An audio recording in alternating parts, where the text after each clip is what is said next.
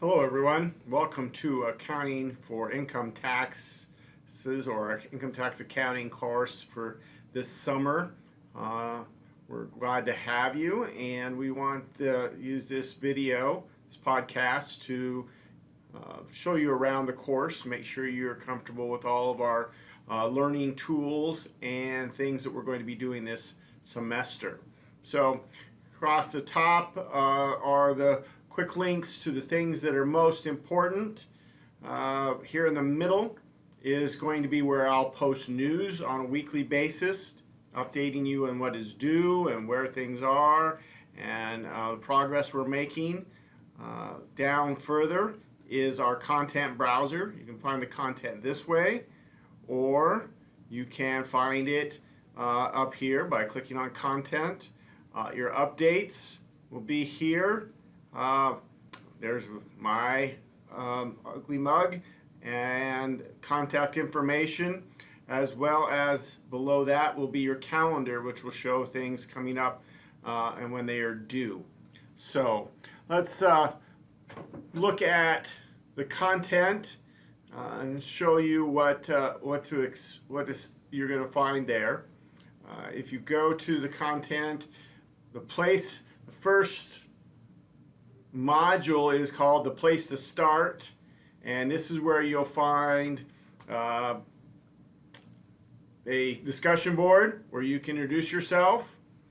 You can also find a syllabus, a link to our textbook, some help in getting using a generic software to look at PowerPoint slides if you don't have PowerPoint. Use Adobe Acrobat Reader to use with your tax forms that we're going to be filling out. If you need any help for IT, from IT, you can get that there, as well as a list of tax forms we're going to learn about this semester, and the ability to have those as PDF documents. You don't need to download them all now. You can come back and do that as needed, or you can get all of those, any of those, at the IRS website. So just a little bit about the syllabus. Pull that up and look at that for a little bit here. This is the information about our course, where I am, what located, textbook, learning outcomes, our schedule, when we start and when things are due. So how are we graded? We have quizzes each week. Like it says here, that you get 3 attempts. There's half of the 10 questions are multiple choice, half are true false. You can use your textbook, and if you would like notes or anything else, so you can have your textbook open, you can have your notes open while you take the quiz, that's fine. In fact, that's what's expected. You can't look up every answer, as you're not going to have enough time, so you're going to have to do some reading and do some marking of that material prior to taking the quiz. So that's the idea, is you review the material and the quiz becomes a process of checking to see if you're getting that material. Each time you finish a quiz attempt, it is graded, and you'll be able to see feedback about what you missed, so that you can review that before you take it again, because you may get the same question again. It's a database of questions, and it just randomly selects from that each time you make an attempt. So one of the later attempts may have a question from an earlier quiz, so you want to make sure that you understand why the answer is wrong if you got it wrong. Homework. The homework is given in the Dropbox. Will give you the exact problems you need to do, and then once you've completed them, and I suggest that you do those in Excel, but not required, and then you upload them to the Dropbox.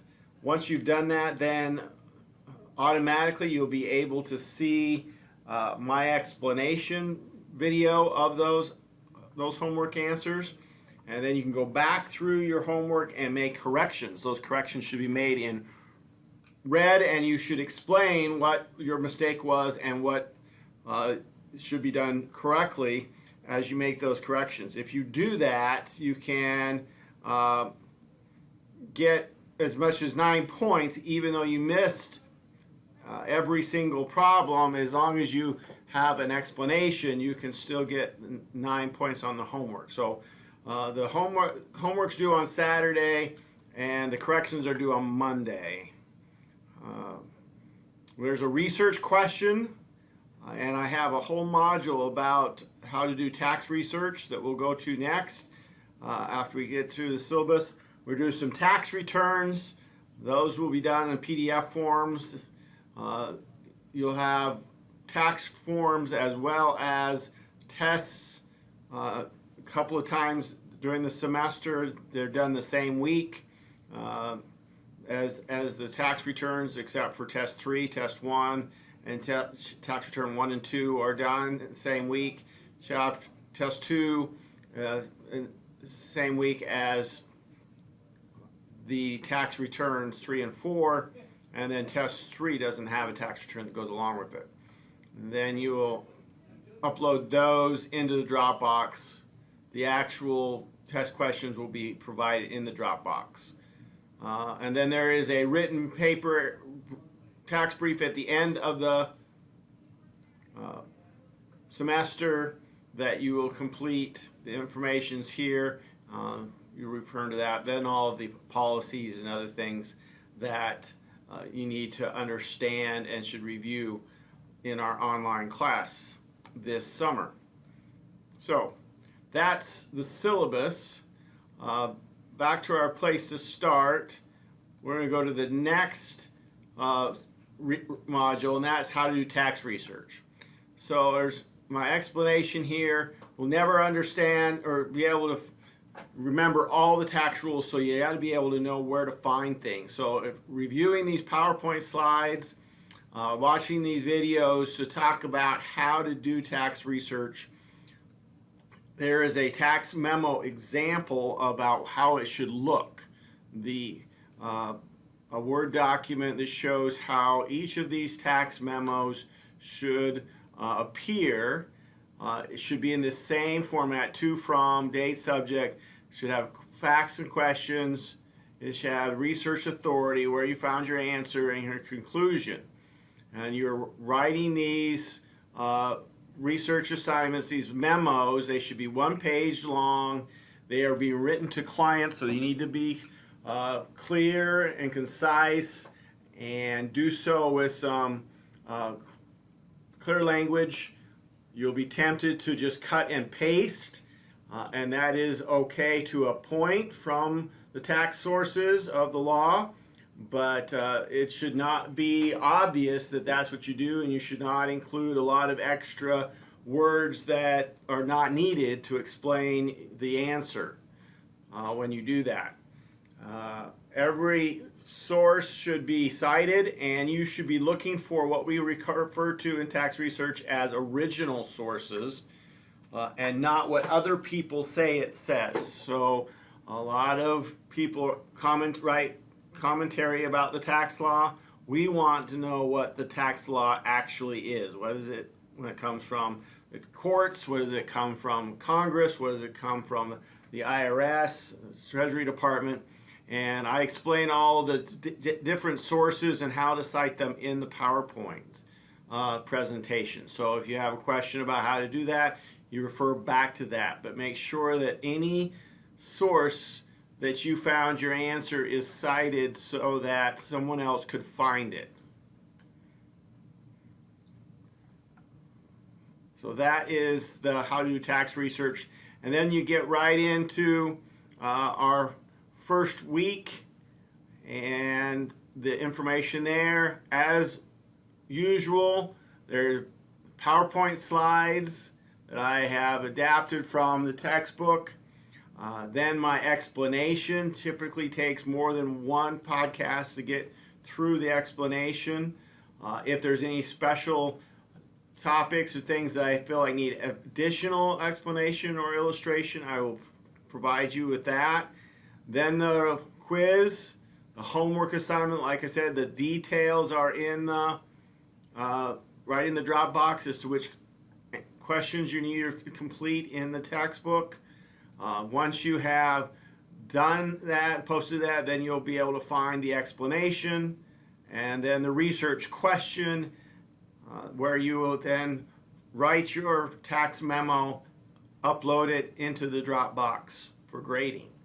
I have a rubric that I use on each of these to grade that you can then see my feedback on them so that you can make corrections. For every module there is a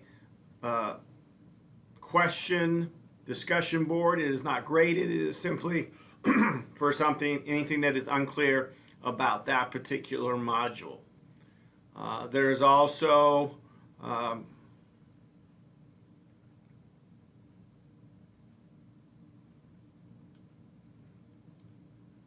that was the other things that I wanted to tell. All your grades will be available here. I will return your materials graded as quickly as possible, usually within 48 hours of you turning things in, or at least when they're due. I usually wait till everybody's had a chance to turn it in, but not always. I sometimes will grade it even before that.